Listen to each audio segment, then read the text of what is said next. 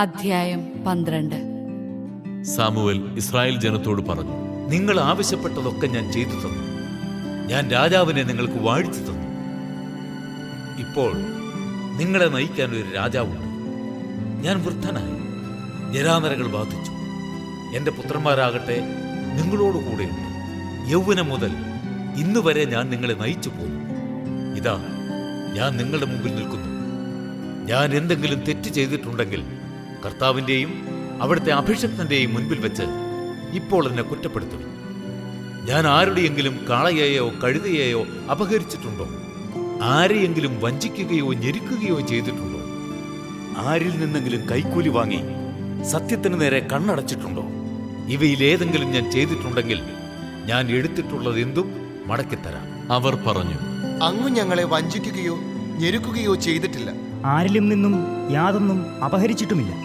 അവൻ അവരോട് പറഞ്ഞു, ഞാൻ തികച്ചും നിഷ്കളങ്കനാണെന്ന് നിങ്ങൾ കണ്ടുവെന്നതിന് കർത്താവും അവിടുത്തെ അഭിഷക്തനും സാക്ഷിയാണ്. അവർ പ്രതിവചിച്ചു. അതെ, കർത്താവ് സാക്ഷി. സാമുവേൽ തുടർന്നു, മോശയെയും അഹറോനെയും നിയമിക്കുകയും നിങ്ങളുടെ പിതാക്കന്മാരെ ഈജിപ്തിൽ നിന്ന് മോചിപ്പിക്കുകയും ചെയ്ത കർത്താവ് സാക്ഷി. കേട്ടുകൊള്ളുവിൻ. നിങ്ങൾക്കും നിങ്ങളുടെ പിതാക്കന്മാർക്കും കർത്താവ് ചെയ്ത വലിയ കാര്യങ്ങൾ ഓർമ്മപ്പെടുത്തിക്കൊണ്ട് നിങ്ങളെ ഞാൻ കർത്താവിന്റെ മുൻപിൽ കുറ്റപ്പെടുത്താൻ പോവുകയാണ്.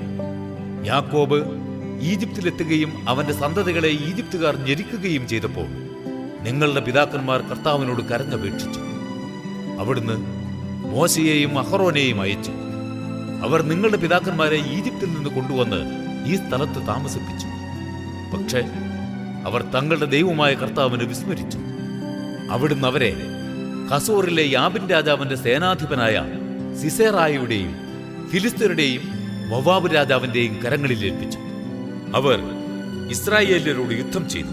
ഇസ്രായേൽ കർത്താവിനോട് നിലവിളിച്ചു പറഞ്ഞു, ഞങ്ങൾ പാപം ചെയ്തുപോയി. കർത്താവിനെ ഉപേക്ഷിച്ച് ബാലിന്റെയും അഷ്താർത്തയുടെയും ബിംബങ്ങളെ ഞങ്ങൾ ആരാധിച്ചു. ഇപ്പോൾ ശത്രുക്കളുടെ കരങ്ങളിൽ നിന്ന് ഞങ്ങളെ മോചിപ്പിക്കുക. ഞങ്ങൾ അവിടുത്തെ സേവിച്ചുകൊള്ളാം. കർത്താവ് ജെറുബാലിനെയും ബാറാക്കിനെയും ജഫ്തായെയും സാമുവേലിനെയും അയച്ച് എല്ലാ ശത്രുക്കളിൽ നിന്നും നിങ്ങളെ രക്ഷിച്ചു. നിങ്ങൾ സുരക്ഷിതരായി വസിച്ചു. അമ്മോന്യരുടെ രാജാവായ നാഹാഷ് ആക്രമിക്കാൻ ഉദ്യമിച്ചപ്പോൾ ദൈവമായ കർത്താവ് നിങ്ങളുടെ രാജാവായിരിക്കെ ഭരിക്കാൻ ഒരു രാജാവ് വേണമെന്ന് നിങ്ങൾ എന്നോട് പറഞ്ഞു. നിങ്ങളുടെ ആവശ്യമനുസരിച്ച് നിങ്ങൾ തെരഞ്ഞെടുത്ത രാജാവിനെ കണ്ടാലും ഇതാ കർത്താവ് നിങ്ങൾക്കായി ഒരു രാജാവിനെ വാഴിച്ചിരിക്കുന്നു.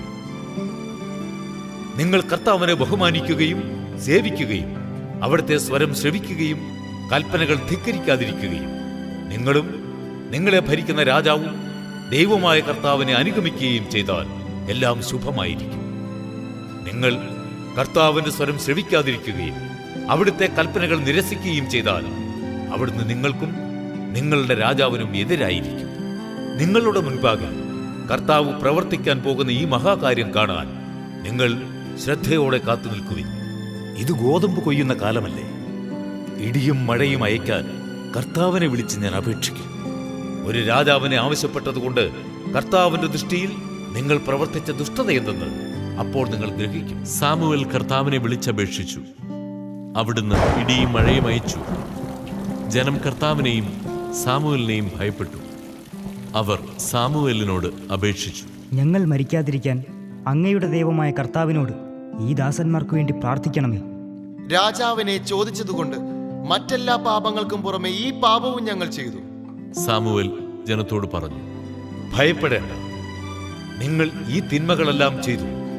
എന്നാലും കർത്താവിനെ അനുഗമിക്കുന്നതിൽ നിന്ന് പിന്മാറരുത്. പൂർണ്ണ ഹൃദയത്തോടെ അവിടുത്തെ സേവിക്കുവിൻ. നിങ്ങൾക്ക് ഉപകരിക്കാത്തതും നിങ്ങളെ രക്ഷിക്കാൻ കഴിവില്ലാത്തതുമായ കാര്യങ്ങളിലേക്ക് നിങ്ങൾ തിരിയരുത്. അവ വ്യർത്ഥമാണ്. തന്റെ ഉത്കൃഷ്ട നാമത്തെ പ്രതി കർത്താവ് തന്റെ ജനത്തെ പരിത്യജിക്കുകയില്ല. നിങ്ങളെ തന്റെ ജനമാക്കാൻ അവിടുന്ന് പ്രസാദിച്ചിട്ടുണ്ട്. നിങ്ങൾക്ക് വേണ്ടി തുടർന്ന് പ്രാർത്ഥിക്കാതെ കർത്താവിനെതിരെ പാപം ചെയ്യാൻ അവിടുന്ന് എനിക്ക് ഇടവരുത്താതിരിക്കട്ടെ. ഞാൻ നിങ്ങൾക്ക് നേർവഴി ഉപദേശിക്കും. നിങ്ങൾ പൂർണ്ണ ഹൃദയത്തോടും വിശ്വസ്തയോടും കൂടെ കർത്താവിനെ സേവിക്കുവിൻ. അവിടുന്ന് നിങ്ങൾക്ക് ചെയ്ത മഹാകാര്യങ്ങൾ സ്മരിക്കുവിൻ. ഇനിയും പാപം ചെയ്താൽ അവിടുന്ന് നിങ്ങളെയും നിങ്ങളുടെ രാജാവിനെയും നീക്കിക്കളയും.